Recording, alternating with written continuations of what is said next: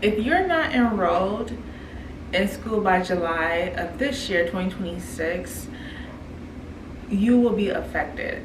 What I mean by that, so with the big beautiful bill, there's no more grad student plus loans.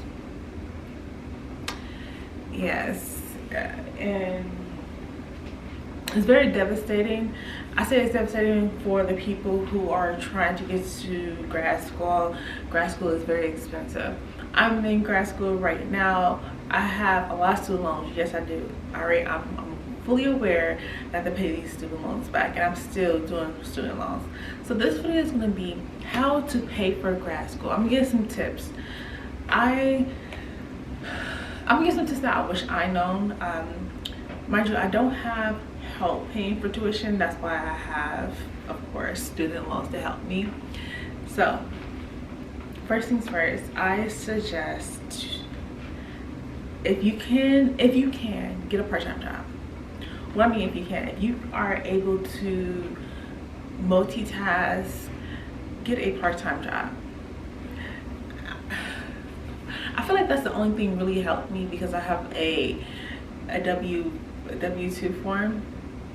And what I mean by that is because federal, I don't know what I'm talking about, I'm sorry, financial aid, I'm considered a dependent because of course my age, and they go based off of my W-2 forms, right? So I get as much help as I can, and also me having credit helps me as well get student loans.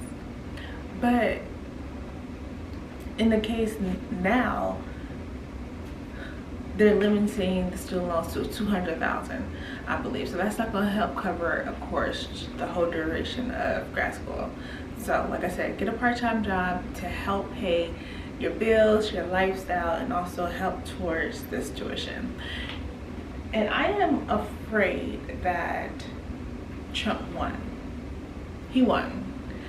He wanted, well, he wanted to punish the educated people. He wanted to, let's call a spade, and he won because this is going to hurt a lot of people who cannot afford college. And then another thing is, since there's no more student plus loans, you have to go privatized now, right? I suggest trying to avoid to get the privatized student loans, because it's taking you away, because it's going to take away generational wealth. What I mean by that is, with a privatized loan, there's more restrictions, and also if you pass, your children will inherit that debt. So generational wealth is going to be out for the next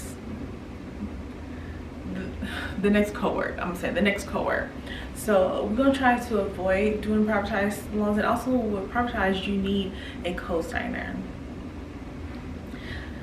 I don't think people realize how much what Trump really did, what he did, this beautiful bill. We are all okay. I'm sorry. Let me go back to it, because this is supposed to be how to pay for college, right?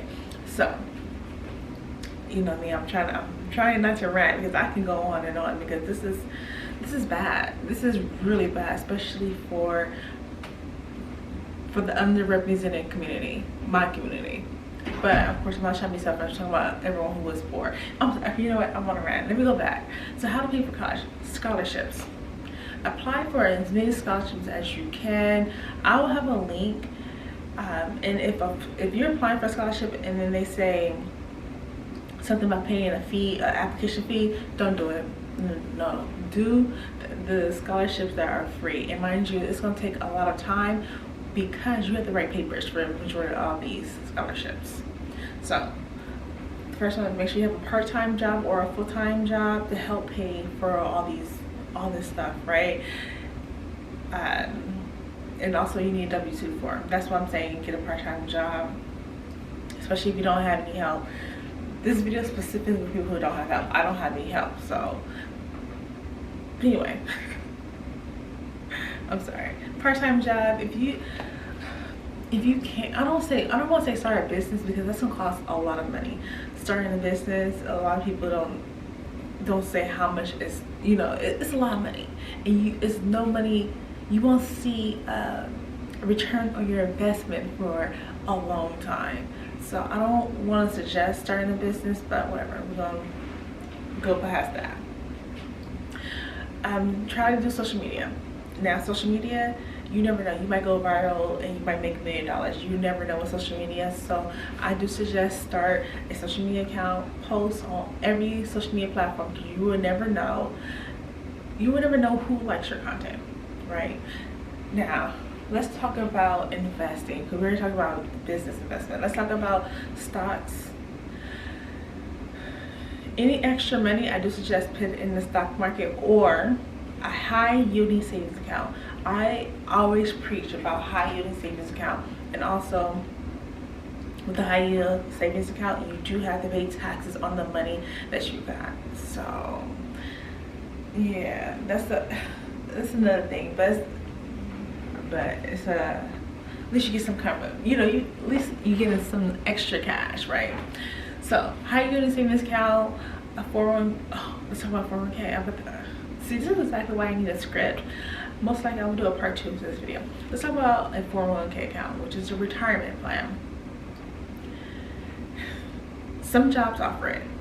That's why I always say make sure you have a job and make sure they have benefits. So your employer gives you a 401k. Okay, it's late. It's time for me to go. So your employer gives you a 401k, and I do have a video talking about my opinions about a 401k, but it's required. Some jobs that gives you benefits is required, so they're gonna give it to you, mine as well. So basically they just match what you put in the 401k, right? So what I mean by this, you can borrow against it. You can. They will charge you a hefty little fee, but that money can help you with tuition, if that's the case. You know what I mean? Like, it's a chance. It's a chance. It is a chance. You can pull from it. You will be taxed, and also you'll be charged, but it'll be an extra money to help you pay for tuition. So those are simple, basic tips on how you can pay for tuition now that the big beautiful bill has taken effect. And it's very devastating to hear, and I should do another video. I can do another video where I can rant. I can get all of this out. But everyone voted for this man. I am part of the 90% that voted against him, okay? I just want to put that out there. So those are my tips. I will do a part 2. This is my series where I'm helping. I give tips on everything about life, basically. So that is it. I hope you enjoyed it. If you have any comment, please leave it below, and subscribe. I have content about literally everything. I don't niche down here, but you will always be entertained here.